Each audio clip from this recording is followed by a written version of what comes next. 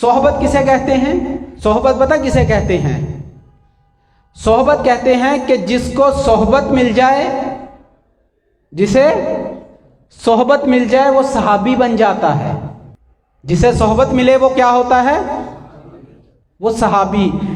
اگر اللہ کے رسول کی صحبت ملی تو وہ اللہ کے رسول اور نبی کا صحابی ہے،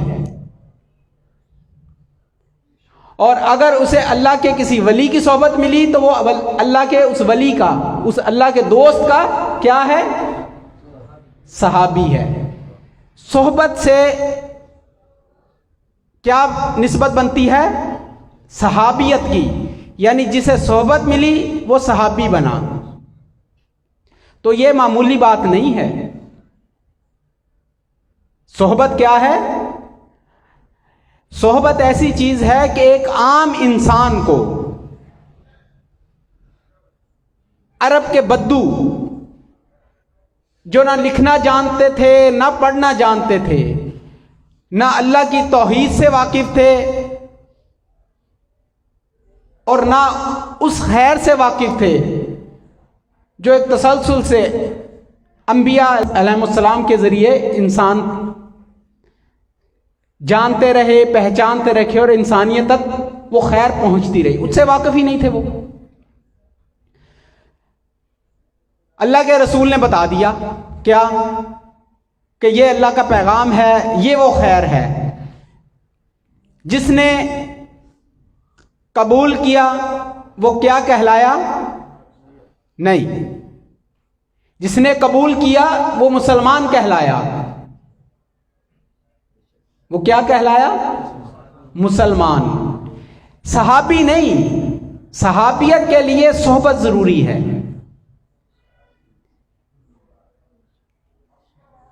ہم بھی قبول کرتے ہیں اللہ اور اس کے رسول کے تمام احکامات کو قبول کرتے ہیں، قرآن کو بھی مانتے ہیں، ان کے احکامات کو بھی مانتے ہیں کہ سب برحق ہے، سچ ہے، یہ کتاب لا ریب ہے، سب پر ایمان ہے۔ لیکن ہم صحابی نہیں کہلا سکتے، اس کے لیے صحبت ضروری ہے۔ تو اتنی بڑی چیز جو ہے، کیا اس کے کچھ آداب نہ ہوں گے؟ اس کے کچھ تقاضے نہ ہوں گے؟ اس کی شرائط نہ ہوں گی؟ کچھ پابندیاں نہ ہوں گی؟ بات سمجھ رہے ہیں؟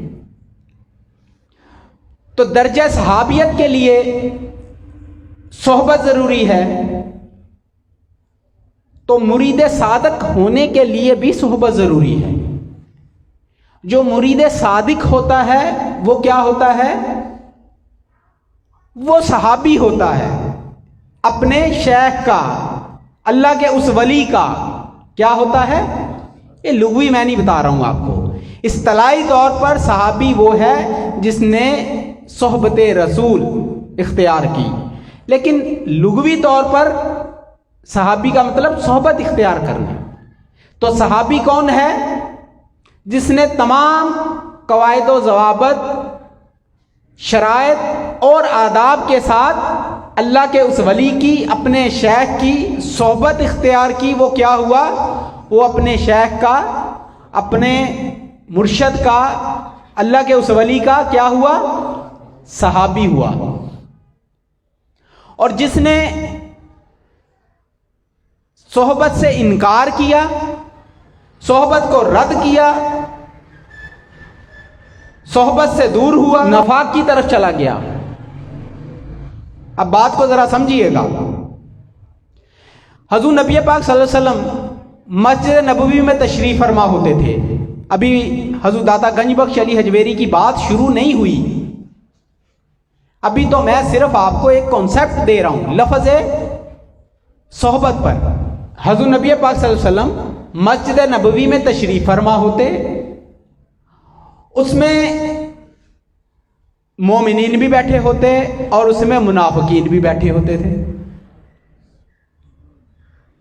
بات سمجھ رہے ہیں؟ منافق بھی بیٹھتے تھے اور مومن بھی بیٹھتے تھے، حضور کی باتیں سنتے تھے۔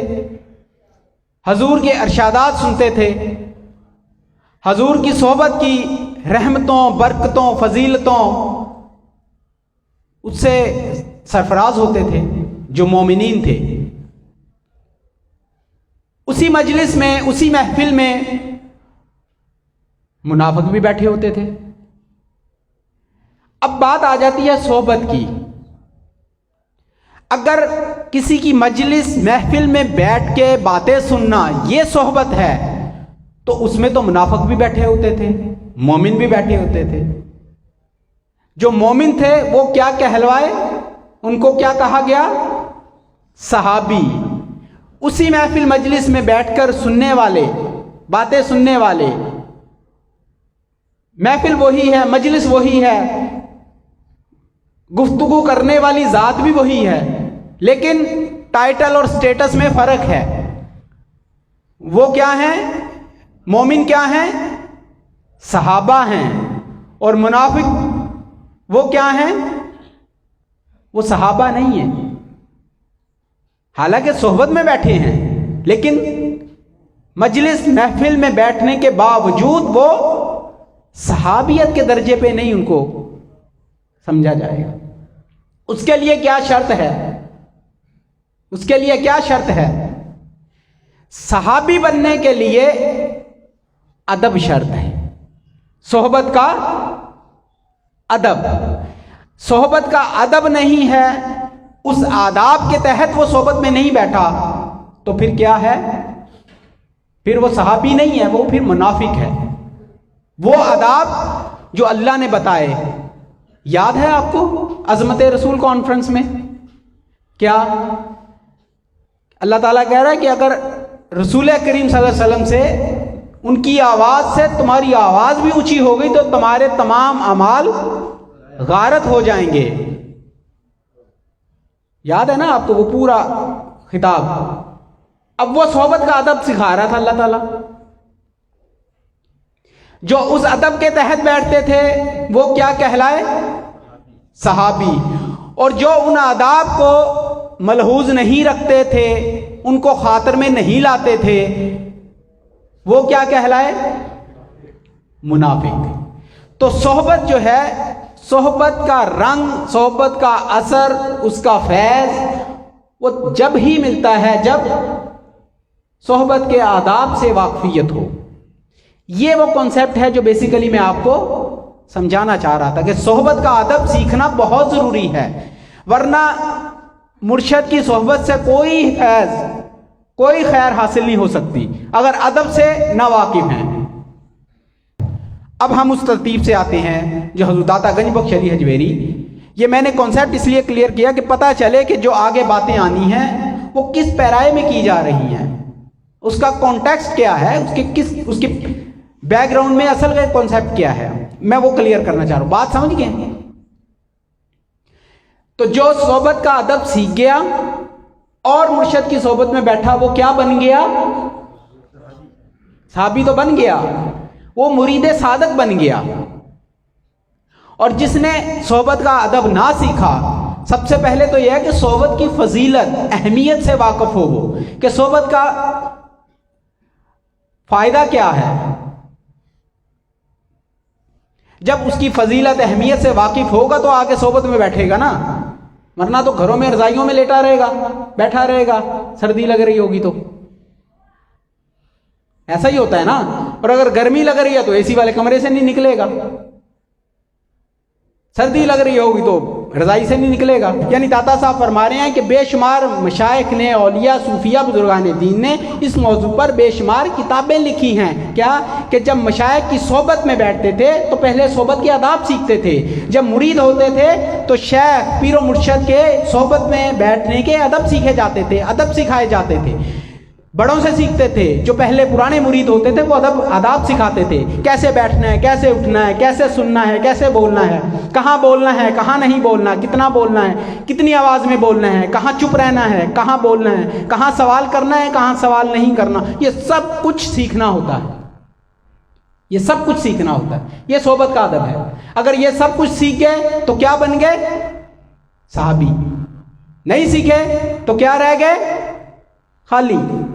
फिर वो खाली खुली हैं। सोहबत का अदब नहीं सीखा तो सहाबी नहीं है। अब कोई कहेगा जी हमने तो मलंग बाबा भी देखे हैं जी, हम तो मलंग बाबा की महफिल में भी बैठा करते थे, हम मलंगी बाबा की महफिल में भी बैठते रहे हैं, उनकी मजलिस में। भाई सारा कुछ सही है, मैं मानता हूँ ये सारी बातें। तुमने वो दौर पाया, तुमने वो दौर पाया, तुम सहाबी हो या नहीं हो वो तुम्हारा अदब बताएगा।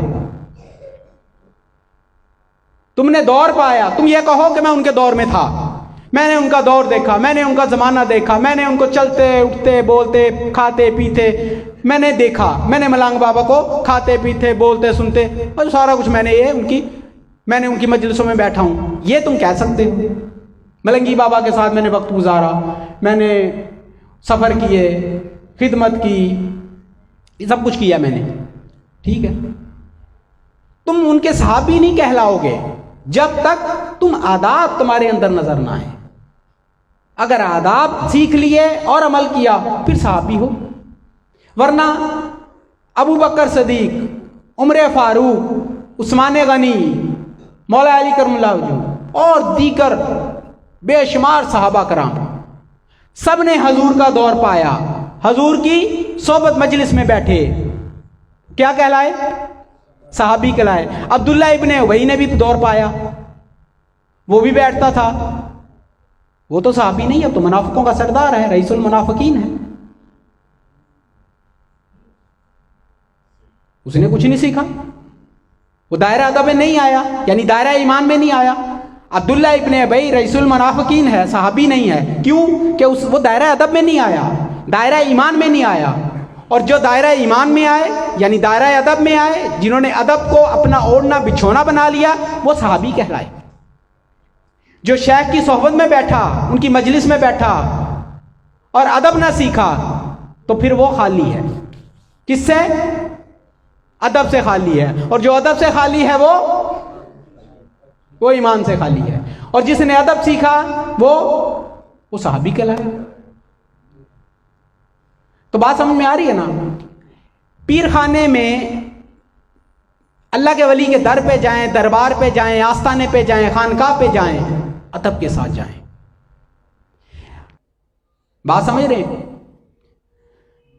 तो अल्लाह की सोबत का भी अदब है, रसूल की सोबत का भी अदब है, अल्लाह के वलियों की सोबत का भी अदब है, उलमा की सोबत का अदब है। हर एक जिसके साथ आप मजालसत करते हैं, जिसके साथ आप इंटरेक्शन करते हैं, हर चीज का अदब है। जब हम नमाज पढ़ते हैं तो उस वक्त हम क्या करते हैं?